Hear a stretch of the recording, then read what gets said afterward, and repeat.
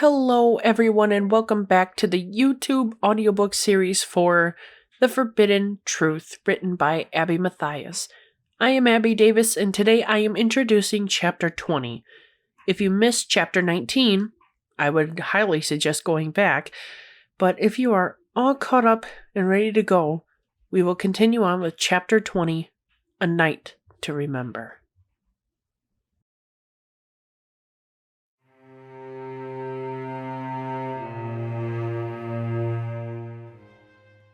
For the rest of that night, Abby whimpered and stayed by my side almost like a dog would with their owner. She refused to leave my sight even if I possessed her body.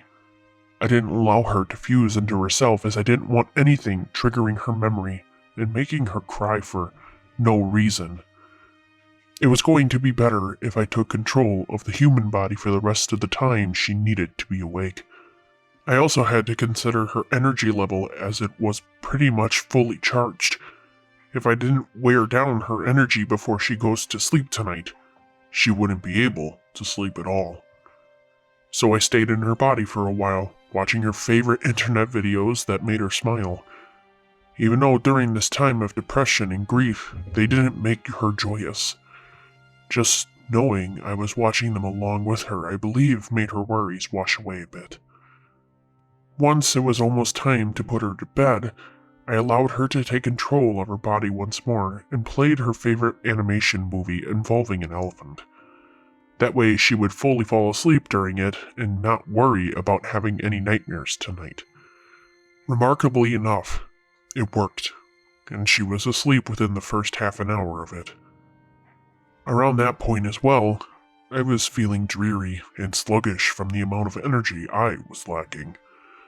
I was aware that I needed some sleep as well, yet I wanted to stay up for Abby's sake.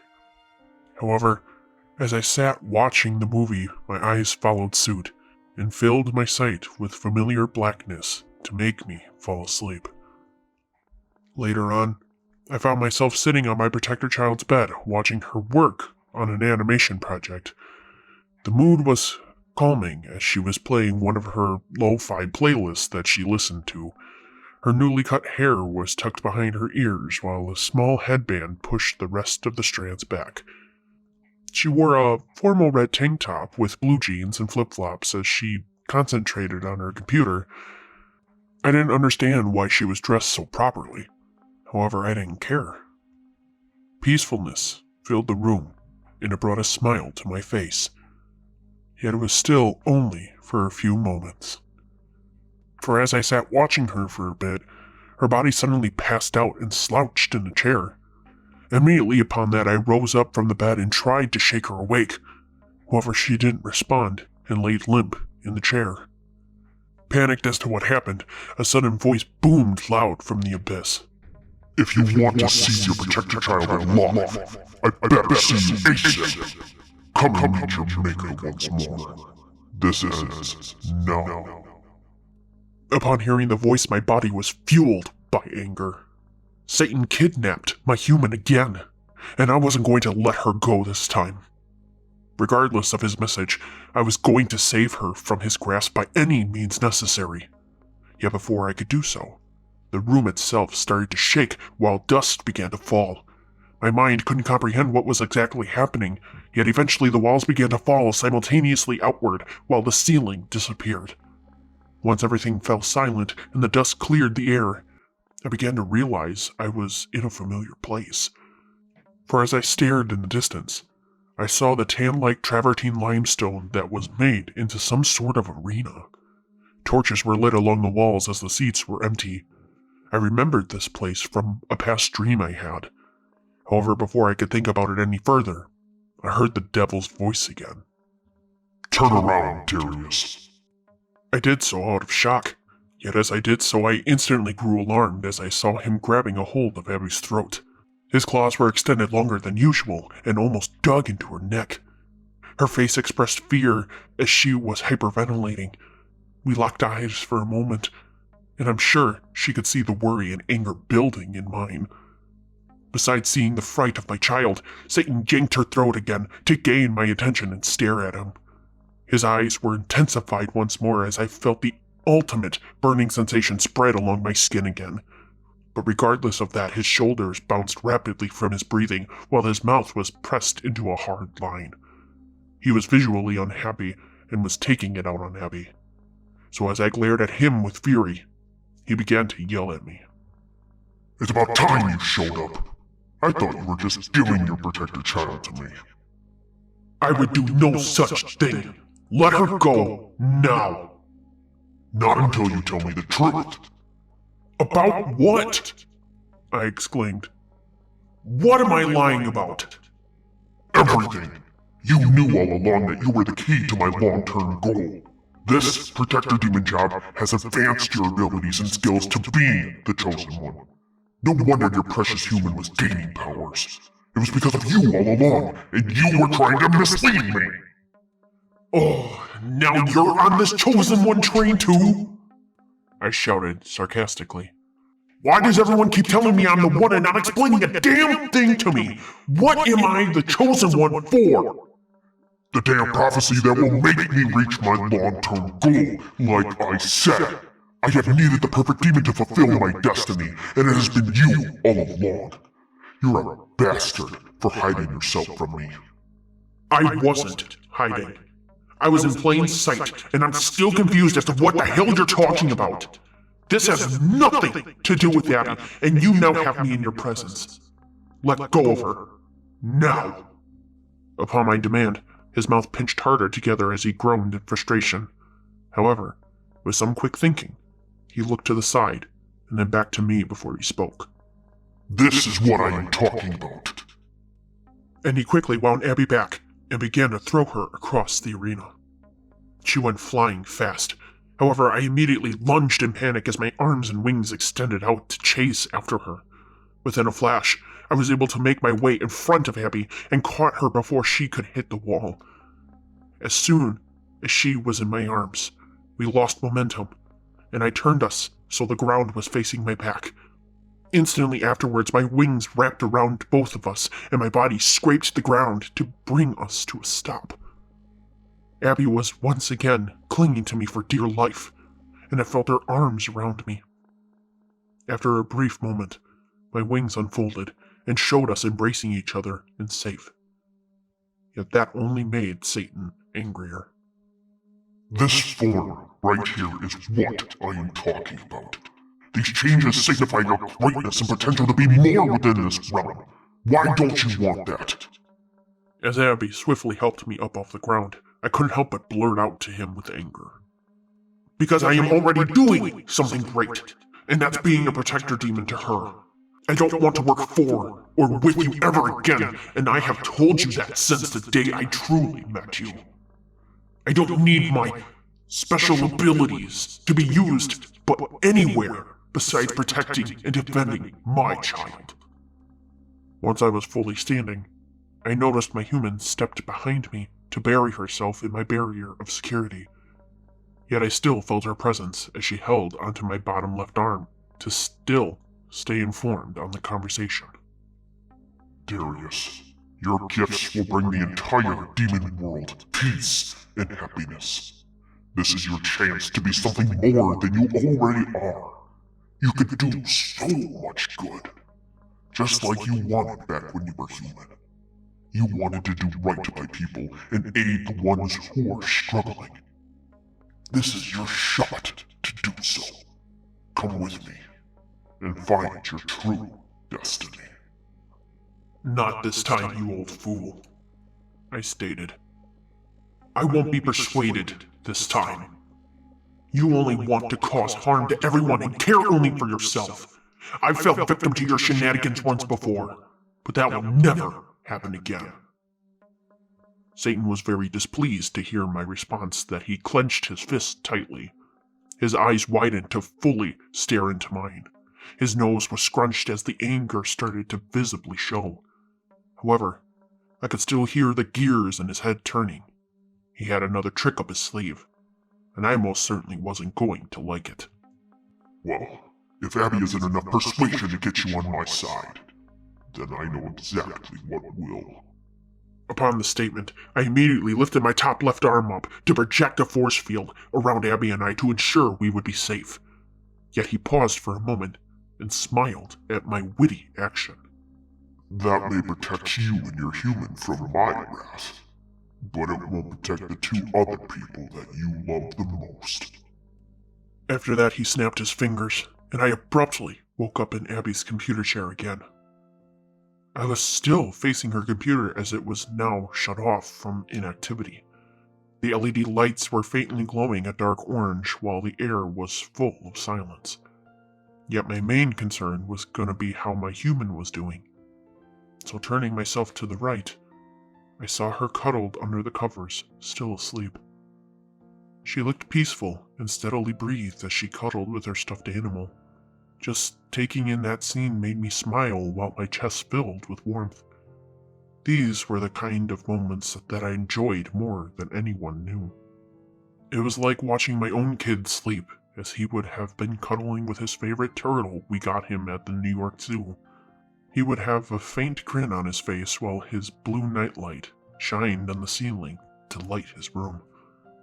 I dared not to make a sound to disrupt the sweet dreams he could have been having while I stared joyously through the doorway.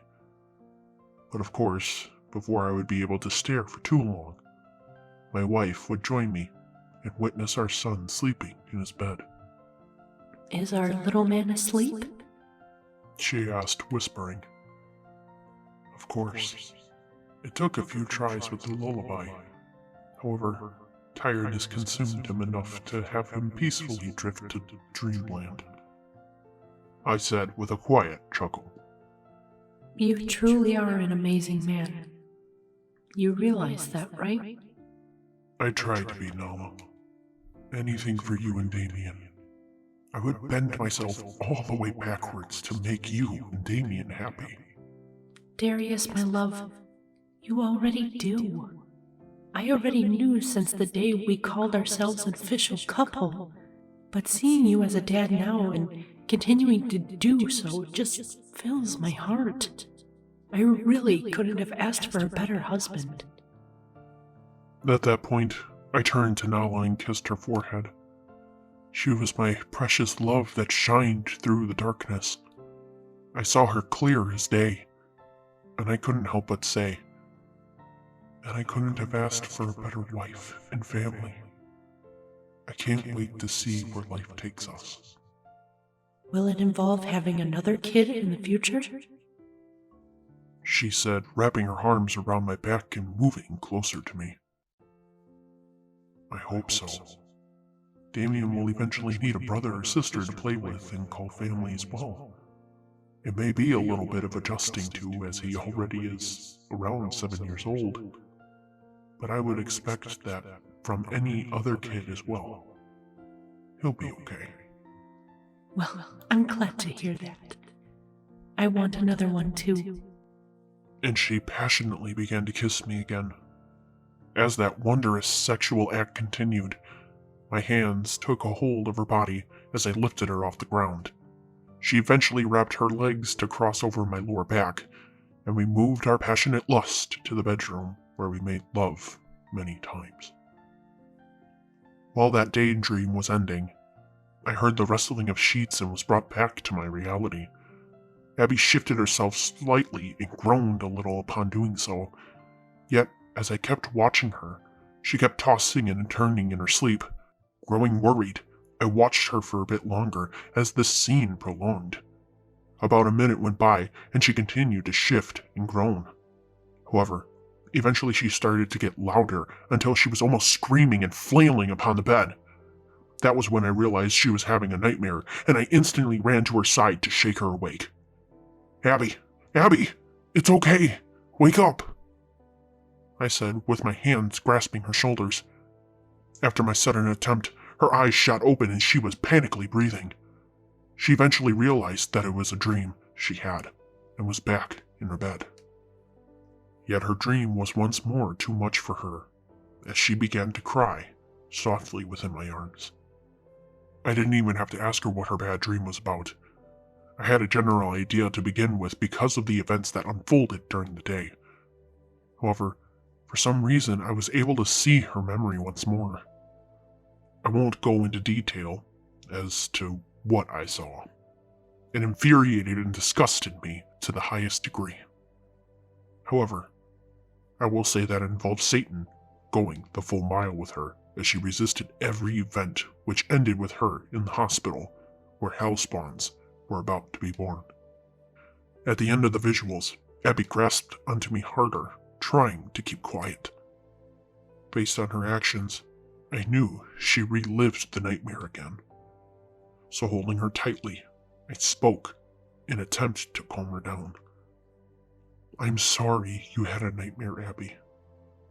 I wish I would have woke you up sooner. I just got lost in thought before I noticed you stirring.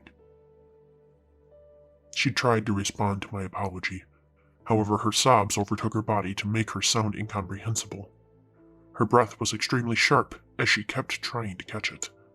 The rapid intakes she took jolted her violently to where I grew fearful she would hurt herself. Whether if she would strain her chest muscles to where they pinched or she obtains an accelerated heartbeat. I wanted to prevent that before it could even happen. You can't talk clearly if you don't take a deep breath. I know what you saw was frightening, but it was just a nightmare. None of that was true. But it can't, Darius. She whispered. All of that is possible because of who he is. This isn't just another Chad I can get over. This is an entity who somehow professed his love to me while I am repulsed by it. He will stop at nothing to get what he wants. He'll kill you to make me his wife. I'm good as dead knowing he has feelings for me. We're doomed. Hearing that, my heart broke into a million pieces. Her words began to fill me with fear as I knew she had somewhat of a point. Yet I would not accept that fate. Not for her, and not for me. This was now personal, and I was going to do everything within my power to eliminate that option. More training sessions to control power, keeping surveillance on Abby 24/7, strengthening the half and half switch we can do. Anything was on the table to improve, and Satan would not get his way. Not this time. Yet the first thing I had to do was calm my protector child and establish safety again. We are not doomed. Far from. I know it may look bleak, but I will do everything in my power to stop Satan from pursuing that. Do you understand me? You will never be his wife or lover. I will protect you from his plans by any means necessary. After that, Abby stayed quiet as she kept weeping in my arms. Her head was burrowed into my chest while her hand was still tightly grasping the back of my shirt. Words at this point were useless, and my finger brushing technique couldn't be used for the time being. Yet I wasn't giving up to tame her feelings. As I reflected for a minute or two, I remembered a past conversation between Abby and I that brought me an answer. What were you humming earlier? It's nothing. You wouldn't be interested. Who says I wouldn't be? I just stood in the doorway for a minute listening to it. I like your voice. Please tell me what you were humming.